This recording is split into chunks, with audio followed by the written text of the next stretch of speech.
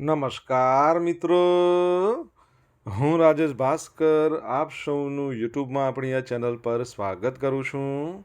મિત્રો, આજે આપણે તારીખ 4 એપ્રિલ 2025ના કેટલાક મોસ્ટ ઇમ્પોર્ટન્ટ કરંટ અફેર અને અગાઉની પરીક્ષામાં પૂછાયેલા કેટલાક ઇમ્પોર્ટન્ટ પ્રશ્નો વિશે ડિટેલમાં ચર્ચા કરીશું, જે આપને આવનારી પરીક્ષા માટે ખૂબ જ ઉપયોગી સાબિત થશે. તો મિત્રો, આપ આ ચર્ચા સાથે જોડાઈ રહેજો અને વિડીયોને પહેલેથી લઈને છેલ્લે સુધી પૂરેપૂરો જોવાનો આગ્રહ રાખજો. તો ચલો મિત્રો, શરૂ કરીએ. શરૂઆત કરતાં પહેલાં જણાવી દઉં કે જો તમારે આપણી આ યુટ્યુબ ચેનલને સબસ્ક્રાઈબ કરવાનું બાકી હોય તો ચેનલને સબસ્ક્રાઈબ કરજો, નોટિફિકેશન બેલ આઇકોનને પ્રેસ કરીને, અને જો તમને વિડીયો પસંદ આવે તો વિડીયોને લાઈક કરજો અને તમારા જેટલા પણ મિત્રો છે એ બધા મિત્રો જોડે આ વિડીયોની લિંકને શેર કરજો. તો શરૂઆત કરીએ. સૌપ્રથમ જોઈશું અગાઉની પરીક્ષામાં પૂછાયેલા ભારતની ભૂગોળના પ્રશ્નો, જેના જવાબો તમારે મને કમેન્ટ બોક્સમાં લખીને જણાવવાના છે. વિડીયોના લાસ્ટમાં જ્યારે હું તમને આ દરેક પ્રશ્નના જવાબ જણાવું ત્યારે તમારે ચેક કરવાનું છે કે તમે આપેલા પ્રશ્નોના જવાબમાંથી કેટલા પ્રશ્નોના જવાબ સાચા છે, અને જેટલા પણ પ્રશ્નો જવાબ સાચા હોય એનો આંકડો તમારે લખવાનો છે કમેન્ટમાં. ડેલી જીકે ટેસ્ટની આપણે વાત કરીએ તો એમાં રોજ આપણે 10 પ્રશ્નો પૂછીએ છીએ. એમાંથી 5 પ્રશ્નો ભારતની ભૂગોળના છે. બાકીના જે 5 પ્રશ્નો છે એ ગુજરાતના ઇતિહાસના પ્રશ્નો છે. તો તમે તમારા આન્સર આપો નીચે કમેન્ટ બોક્સમાં, અને હું આજના કરંટ અફેરનો પ્રથમ પ્રશ્ન છે એની શરૂઆત કરું છું. આજનો પ્રથમ પ્રશ્ન છે કે તાજેતરમાં કયા જિલ્લામાં વારી એનર્જીના 5.4 ગીગાવોટના હાઈટેક પ્લાન્ટ સ્થાપવામાં આવ્યો છે? તો જવાબ આવશે નવસારી જિલ્લામાં. કઈ જગ્યાએ? નવસારી જિલ્લામાં. તો તાજેતરમાં દેશની અગ્રણી સ્વચ્છ ઉર્જા સંક્રમણ કંપની છે વારી એનર્જી લિમિટેડ, એના ગુજરાતના નવસારી જિલ્લાના ચીખલી ખાતે લેટેસ્ટ 5.4 ગીગાવોટનો સોલર એનર્જી ગીગા ફેક્ટરી કહી શકીએ, અથવા તો મેન્યુફેક્ચરિંગ ફેસિલિટી કહી શકીએ. એનું આપણા જે કેન્દ્રીય ઉર્જા મંત્રી છે ને, પ્રહલાદ જોશી, એટલે ઉર્જા મંત્રી એટલે તમારે યાદ રાખવાનું નવી અને નવીનીકરણ ઉર્જા મંત્રી. તમને ખાલી એવું પૂછે ઉર્જા મંત્રી, પાવર મિનિસ્ટર, તો એ પાછા મનોહરલાલ ખટ્ટર આવશે. આશરે 101 એકરના બિલ્ટઅપ એરિયા સાથે 150 એકર જમીનમાં પથરાયેલા આ સુવિધા રાષ્ટ્ર માટે સ્થાયી ઉર્જા ભવિષ્ય માટે અમારી એટલે કે આપણી કટિબદ્ધતાનું પ્રતીક છે. ભારતના સૌથી મોટા અદ્યતન સોલર સેલ ઉત્પાદન પ્લાન્ટ તરીકે આ સીમાચિહ્ન રૂપ સિદ્ધિ સ્થાનિક સૌર પુરવઠા શૃંખલાને મજબૂત કરવા અને આપણી જે આયાત કરીએ છીએ ને એ આયાત પરની નિર્ભરતાને ઘટાડવાની દિશામાં એક નિર્ણાયક પગલું છે. પેટ્રોલિયમ ડીઝલ એની આયાત કરી એની વાત ચાલે છે. પીએમ સૂર્યઘર મુફ્ત બિજલી યોજના, તમને ખબર હોય તો અત્યાર સુધીમાં કુલ 3.85 લાખ ઇન્સ્ટોલેશન થયા છે. 75,000 રૂપિયાનું આના માટે ફાળવણી કરવામાં આવી છે. 75,000 કરોડ રૂપિયાની ફાળવણી કરવામાં આવી છે. પ્લસ 1 કરોડ ઘર ઉપર આ સોલર રૂફટોપ ઇન્સ્ટોલ કરવામાં આવશે, અને 300 યુનિટ મહિનાના બિલકુલ ફ્રીમાં આપવામાં આવશે, એ પણ યાદ રાખજો. દર વર્ષે international day of mine awareness ક્યારે મનાવવામાં આવે છે? તો આજનો દિવસ છે, એટલે કે 4 એપ્રિલના રોજ આ દિવસ મનાવવામાં આવે છે. માઇન્સ એટલે કે ખાણ. હવે ખાણોમાં જે લોકો કામ કરતા હોય એ લોકોને ઘણો બધો ખતરો રહેલો હોય છે. એમના વિશે લોકોમાં જાગૃતતા ફેલાવવા માટે દર વર્ષે 4 એપ્રિલે આ દિવસ મનાવવામાં આવે છે. 2006માં સૌપ્રથમ વખત આ દિવસની ઉજવણી કરવામાં આવી હતી, જેની આ વર્ષની એટલે 2025ની થીમ છે સેફ ફ્યુચર્સ સ્ટાર્ટ હિયર. તમારા માટે પ્રશ્ન એ છે કે આપણા હાલમાં કેન્દ્રીય ખાણ મંત્રી કોણ છે? અને પહેલા પ્રશ્નમાં નવસારીની વાત કરી, તમને ખબર છે ને, ભારતનો પ્રથમ પીએમ મિત્રા પાર્ક નવસારીમાં, નવસારિકા એનું જૂનું નામ, એનો તાલુકો છે ગણદેવી, એનો ગોળ વખણાય છે. દાંડી કૂચની જે દાંડી છે એ પણ નવસારીમાં આવેલું છે, અને પુસ્તકની નગરી પણ કહેવાય છે. તમને ખબર છે ને, નવસારી હવે મનપા બની ગઈ છે, મહાનગરપાલિકા. તો એ મનપા છે, એનો જે લોગો છે એ કોના દ્વારા લોન્ચ કરવામાં આવ્યો? તો તમને આન્સર આવડતો હોય તો કમેન્ટ બોક્સમાં લખીને જણાવી શકો છો. માધવપુર ઘેડનો મેળો 6 થી 10 એપ્રિલ દરમિયાન યોજાવાનો છે. તો ગુજરાત સરકારના પ્રવાસન વિભાગ તેમજ રમતગમત, યુવા અને સાંસ્કૃતિક પ્રવૃત્તિઓના વિભાગના સંયુક્ત ઉપક્રમે આગામી 6 એપ્રિલ એટલે કે રામનવમીના પવિત્ર તહેવારના રોજ ગુજરાતમાં પોરબંદર જિલ્લામાં 5 દિવસ માટે માધવપુર ઘેડનો મેળો આયોજિત થવા જઈ રહ્યો છે. 6 એપ્રિલથી 10 એપ્રિલ સુધી ચાલનારા આ 5 દિવસીય માધવપુર ઘેડના મેળામાં ગુજરાત સહિત ઉત્તર પૂર્વના 8 રાજ્યોનો હિસ્સો હશે. આ 8 રાજ્યોમાં અરુણાચલ પ્રદેશ, આસામ, ત્રિપુરા, મિઝોરમ, મેઘાલય, સિક્કિમ, ત્રિપુરા અને નાગાલેન્ડનો સમાવેશ થાય છે. 6 એપ્રિલના રોજ સાંજે 6 વાગે આપણા સીએમ છે શ્રી ભૂપેન્દ્રભાઈ પટેલ એમણે આ કાર્યક્રમનું ઉદ્ઘાટન કરશે. આ પ્રસંગે ગુજરાત રાજ્યના પ્રવાસન મંત્રી છે શ્રી મુળુભાઈ બેરા, રમતગમત અને યુવા બાબતોના મંત્રાલયના મંત્રી છે હર્ષભાઈ સંઘવી અને અન્ય મહાનુભાવો પણ ઉપસ્થિત રહેવાના છે. તમને ખ્યાલ હોય તો માધવ નેશનલ પાર્ક, જે હવે આપણા ભારતનો 58મા નંબરનો ટાઈગર રિઝર્વ બન્યો છે, કયા રાજ્યમાં આવેલો છે? તમને આન્સર આવડતો હોય તો કમેન્ટ બોક્સમાં લખીને જણાવી શકો છો.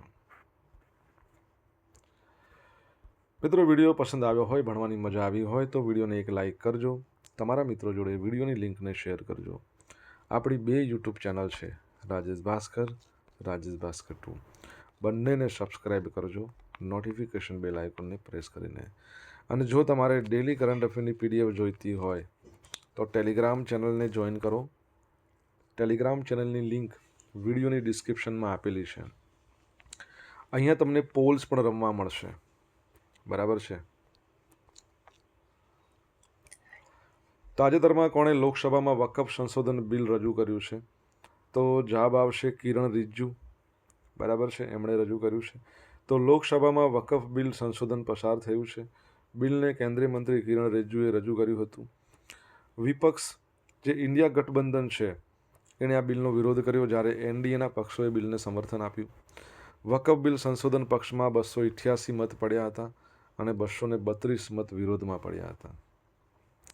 અત્યાર સુધી એવું થતું આવ્યું છે કે કોઈ પ્રોપર્ટી અમુક સમયગાળા માટે ધાર્મિક હેતુસર મુસ્લિમો દ્વારા ઉપયોગમાં લેવામાં આવતો હોય તો વકફ તે પ્રોપર્ટીને પોતાના હસ્તક લઈ લેતું હતું. આ રીતે સરકારી જમીનો પણ વકફ હસ્તક જતી રહી છે. નવું બિલ આ મુદ્દે તપાસ કરવાની છૂટ આપશે.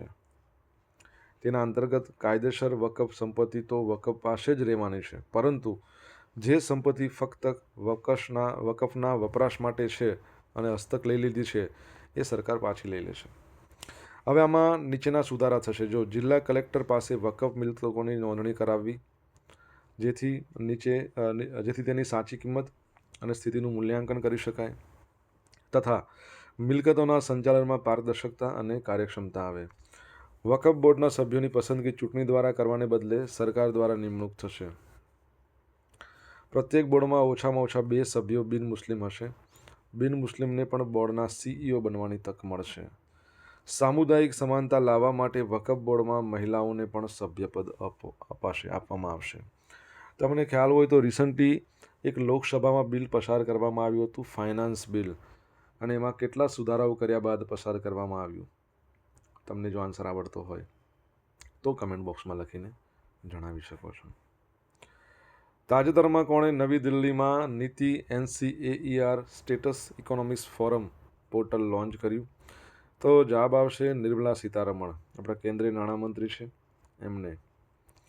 તો તાજેતરમાં નાણામંત્રી નિર્મલા સીતારમણ છે, એમણે નવી દિલ્હીમાં નીતિ NCAER status economic forum portal launch કર્યું. નીતિ આયોગે NCAER એટલે national council of applied economics research, એના સાથે મળીને એક પોર્ટલ વિકસાવ્યું છે, જે લગભગ 30 વર્ષ એટલે કે 1991થી લઈને 2022-23ના સમયગાળા માટે સામાજિક, આર્થિક, રાજકોષીય પરિમાણો, પછી સંશોધન અહેવાલો, પેપર્સ, રાજ્યના નાણાકીય બાબતો પરના નિષ્ણાંતોની ટિપ્પણીઓ, આ બધાનો એક ડેટા ભંડાર હશે. અને આ પોર્ટલમાં મેક્રો, રાજકોષીય, વસ્તી વિષયક, સામાજિક, આર્થિક વલણોની સમજણ છે એને સરળ બનાવશે. સરળતાથી સુલભ ડેટા અને વપરાશકર્તાઓ મૈત્રીપૂર્ણ ફોર્મેટ અને એક જગ્યાએ સંકલિત ક્ષેત્રીય ડેટાની ચાલુ જરૂરિયાતને પણ સંબોધશે. તે દરેક રાજ્યના ડેટાને અન્ય રાજ્યો અને રાષ્ટ્રીય આંકડાઓ સામે બેન્ચમાર્ક કરવામાં મદદ કરશે. તે નીતિ નિર્માતાઓ, સંશોધકો, માહિતીપ્રદ ચર્ચાઓ અને ચર્ચાઓ માટે ડેટાનો ઉલ્લેખ કરવા માટે રસ ધરાવતા અન્ય લોકોને પણ એક મંચ પ્રદાન કરશે. ઐતિહાસિક વલણો, વાસ્તવિક સમયના વિશ્લેષણનો લાભ લઈને વપરાશકર્તાઓની પ્રગતિને પણ ટ્રેક કરી શકાશે. પછી ઉભરતા પેટર્નની ઓળખી શકાશે. વિકાસ માટે પુરાવા આધારિત નીતિઓ ઘડી શકાશે. બરાબર. NITI Aayog, national institution for transforming India, 1 જાન્યુઆરી 2015 એની સ્થાપના થઈ. જૂનું નામ એનું આયોજન પંચ. એના અધ્યક્ષ કોણ હોય છે તમારે જણાવવાનું છે. ઉપાધ્યક્ષ છે ડૉક્ટર સુમન કે બેરી અને CEO BVR સુબ્રમણ્યમ છે. આ યાદ રાખજો. આગળ વધીએ.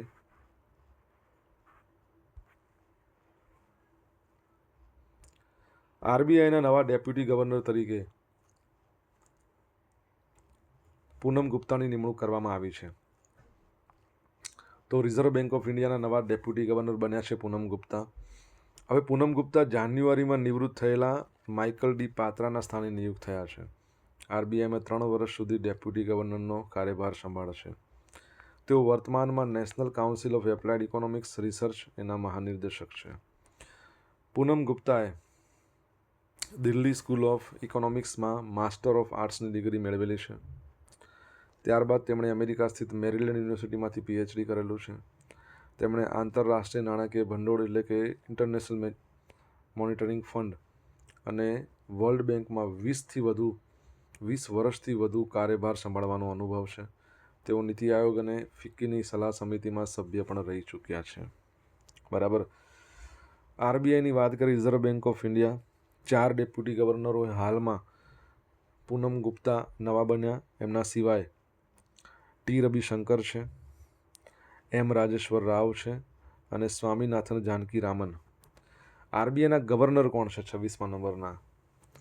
અને ઇન્દ્રનીલ ચટ્ટોપાધ્યાય જે એક્ઝિક્યુટિવ ડિરેક્ટર બન્યા હતા, આપણે એ પણ ભણ્યા હતા. RBIના ગવર્નર તમારે કહેવાના છે જે 26મા નંબરના છે. કમેન્ટ બોક્સમાં લખો જો આન્સર આવડતો હોય તો. સોશિયલ મીડિયાના માધ્યમથી મારી જોડે તમે કનેક્ટ રહી શકો છો. ઇન્સ્ટા ID છે આપણું rajesh.i.bhaskar, ફેસબુક ID છે RI ભાસ્કર અને ટેલિગ્રામ ચેનલ છે આપણી રાજેશ ભાસ્કર, જ્યાં તમને ડેલી કરંટ અફેરની PDF મળશે, પોલ્સ પણ રમવા મળશે.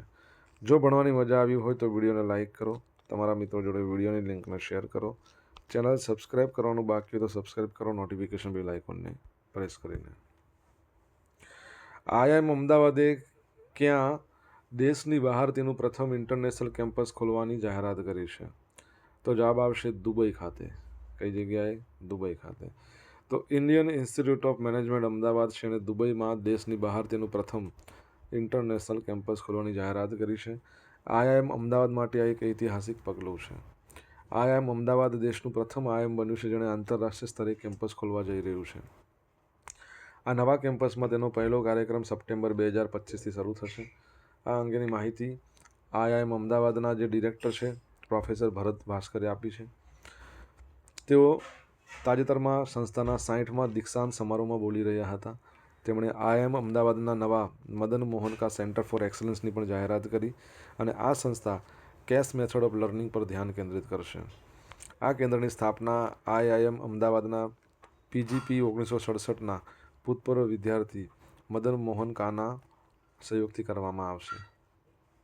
બરાબર. તમારા માટે પ્રશ્ન બનશે. ચલો, તો IIM અમદાવાદની વાત કરી. 1961માં એની સ્થાપના થઈ. ચેરમેન પંકજ પટેલ છે, ડિરેક્ટર ભરત ભાસ્કર છે અને IIM અમદાવાદના આર્કિટેક્ટ કોણ હતા તમારે જણાવવાનું છે. જો આપણા ભારતની અંદર તમને ખબર હોય તો નેશનલ ઇન્સ્ટિટ્યુશનલ રેન્કિંગ ફ્રેમવર્ક બહાર પાડવામાં આવે છે દર વર્ષે સરકાર દ્વારા. એમાં ભારતની સૌથી બેસ્ટ મેનેજમેન્ટ સંસ્થા કઈ? IIM અમદાવાદ. ઓવરઓલ સૌથી બેસ્ટ સંસ્થા IIT Madras. Best university IISc Bengaluru. Best medical institute તો એમ્સ દિલ્હી. યાદ રાખજો. પર્યાવરણ 2025 એના પર રાષ્ટ્રીય પરિષદ નવી દિલ્હીમાં યોજાઈ ગઈ. તો નેશનલ ગ્રીન ટ્રિબ્યુનલે 29 અને 30 માર્ચ 2025ના રોજ નવી દિલ્હીના વિજ્ઞાન ભવન ખાતે પર્યાવરણ 2025 પર 2 દિવસીય રાષ્ટ્રીય પરિષદનું આયોજન કર્યું હતું. આપણા ભારતના રાષ્ટ્રપતિ શ્રીમતી દ્રૌપદી મુર્મુએ 29 માર્ચના રોજ એનું ઉદ્ઘાટન કર્યું. NGT દ્વારા આયોજિત પર્યાવરણ 2025 એના પર રાષ્ટ્રીય પરિષદનો ઉદ્દેશ એવો છે કે મુખ્ય હિતધારકોને પર્યાવરણીય પડકારોની ચર્ચા કરવા માટે જે શ્રેષ્ઠ પ્રથાઓ છે શેર કરવા, સતત પર્યાવરણીય વ્યવસ્થાપન માટે ભવિષ્યની કાર્યયોજના પર સહયોગ કરવા માટે એક સાથે લાવવાનો છે. આ પરિષદની મુખ્ય વિશેષતા પર્યાવરણ વિદ્યાર્થી પરિપ્રેક્ષ્ય પ્રદર્શન હતી, જેમાં યુનિવર્સિટીની પહેલો અને નવીન પર્યાવરણીય વિચારો દર્શાવવામાં આવ્યા હતા. આ પ્રસંગે એનજીટીએ તેની ઈ જર્નલનું વિમોચન કરાયું, જેમાં નોંધપાત્ર ચુકાદાઓ સામેલ છે, તેમજ વોઇસ ઓફ નેચર નામની સોવિનિયર બુકનો સમાવેશ થાય છે. વિશ્વ પર્યાવરણ દિવસ તમારે જણાવવું છે ક્યારે મનાવીએ છીએ. નેશનલ ગ્રીન ટ્રિબ્યુનલની વાત કરીએ તો 2010માં એની સ્થાપના થઈ. જસ્ટિસ પ્રકાશ શ્રીનિવાસ એ તેના હાલના ચેરમેન છે, યાદ રાખજો. હવે મિત્રો જોઈશું અગાઉની પરીક્ષામાં પૂછાયેલા ભારતની ભૂગોળના પ્રશ્નો. પહેલો પ્રશ્ન, ભારતનું કયું નવું રાજ્ય 2014માં બન્યું? તો તેલંગાણા. દ્રાક્ષની ખેતી મોટા પાયા પર નીચેનામાંથી કયા રાજ્યમાં થાય છે? તો મહારાષ્ટ્રમાં.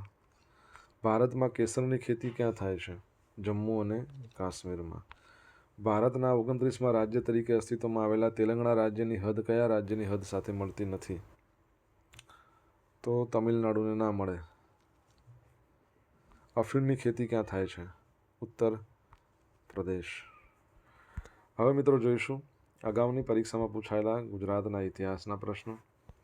પહેલો પ્રશ્ન, ઓગસ્ટ 1947માં ઇંગ્લેન્ડના વડાપ્રધાન કોણ હતા? એટલે ભારત જ્યારે આઝાદ થયો ત્યારની વાત છે. તો એટલી.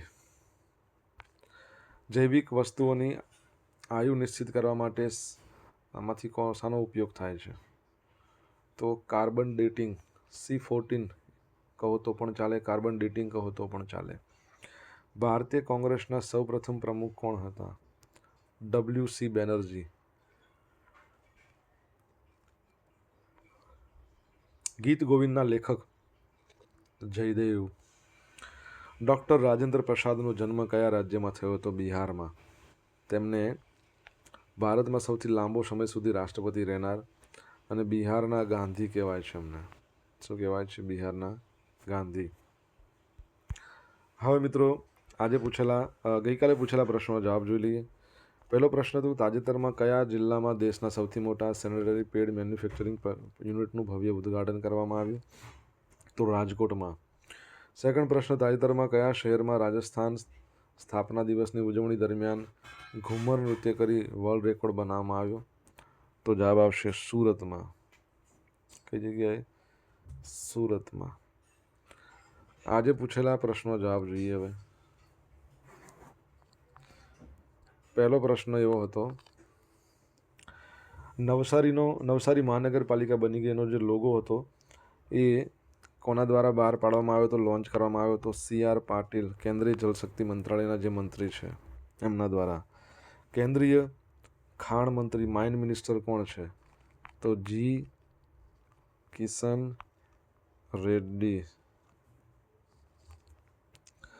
ત્રીજો પ્રશ્ન, માધવ નેશનલ પાર્ક જે આપણા ભારતનો 58મા નંબરનો ટાઈગર રિઝર્વ બન્યો છે, તો આ માધવ ટાઈગર રિઝર્વ ક્યાં આવેલો છે? મધ્યપ્રદેશમાં. ક્યાં આવેલો છે? મધ્યપ્રદેશમાં. ચોથો પ્રશ્ન, લોકસભામાં ફાઇનાન્સ બિલ પસાર કરવામાં આવ્યું છે, તો આ ફાઇનાન્સ બિલ કેટલા સુધારાઓ સાથે પસાર કરવામાં આવ્યું છે? 35 સુધારાઓ સાથે. 5મા નંબરનો પ્રશ્ન, નીતિ આયોગના વડા હંમેશા કોણ હોય? તો પ્રાઇમ મિનિસ્ટર હોય. કોણ હોય? ખાસ યાદ રાખજો. હાલમાં કોણ છે? શ્રી નરેન્દ્ર મોદી. 6થા નંબરનો પ્રશ્ન, RBIમાં 4 ડેપ્યુટી ગવર્નર હોય છે. હાલમાં RBIના જે મેન 26મા નંબરના ગવર્નર છે, શું છે એમનું નામ? તો સંજય મલ્હોત્રા. શું આવશે? સંજય મલ્હોત્રા. 7મા નંબરનો પ્રશ્ન, IIM અમદાવાદ એના આર્કિટેક્ટ કોણ હતા? લુઈસ કહાન. તમને પૂછે ગાંધીનગર છે એના આર્કિટેક્ટ HK મેવાડા. બરાબર છે. 8મા નંબરનો પ્રશ્ન, વિશ્વ પર્યાવરણ દિવસ દર વર્ષે ક્યારે મનાવવામાં આવે છે? 5 જૂન, વર્લ્ડ એન્વાયરમેન્ટ ડે. બરાબર છે. હવે મિત્રો જોઈશું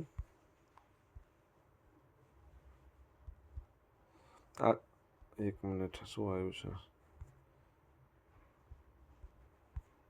હવે મિત્રો જોઈશું ગઈકાલના કરંટ અફેરમાંથી પૂછેલા કેટલાક ઇમ્પોર્ટન્ટ પ્રશ્નો જેના જવાબો તમારે કમેન્ટ બોક્સમાં લખવાના. પહેલો પ્રશ્ન, તાજેતરમાં કયા સ્થળે મુખ્યમંત્રી ભૂપેન્દ્ર પટેલે દેશના સૌથી મોટા ક્લોરોટોલ્યુન પ્લાન્ટનું ઉદ્ઘાટન કર્યું? સેકન્ડ પ્રશ્ન, ક્વાયત ટાઈગર ટ્રાયમ્ફ ભારત અને બીજા કયા દેશ વચ્ચે યોજાતી ક્વાયત છે? જો તમને જવાબ આવડતો હોય તો કમેન્ટ બોક્સમાં લખીને જણાવજો. તો મિત્રો, આ હતા આજના દિવસના કેટલાક મોસ્ટ ઇમ્પોર્ટન્ટ કરંટ અફેર. સાથે આપણે જોયું અગાઉની પરીક્ષામાં પૂછાયેલા કેટલાક ઇમ્પોર્ટન્ટ પ્રશ્નોના જવાબોની સાથે. આશા રાખું બધાને ભણવાની મજા પડી હશે. મજા પડી તો વિડીયોને લાઇક કરજો, તમારા મિત્રો જોડે વિડીયોની લિંકને શેર કરજો. આપણી બંને યુટ્યુબ ચેનલ રાજેશ ભાસ્કર 2 ને સબસ્ક્રાઈબ કરજો, નોટિફિકેશન બેલ આઇકોનને પ્રેસ કરીને. તો મિત્રો, thank you so much for watching this video. Have a nice day. જય હિન્દ, જય ભારત, જય જય ગરવી ગુજરાત.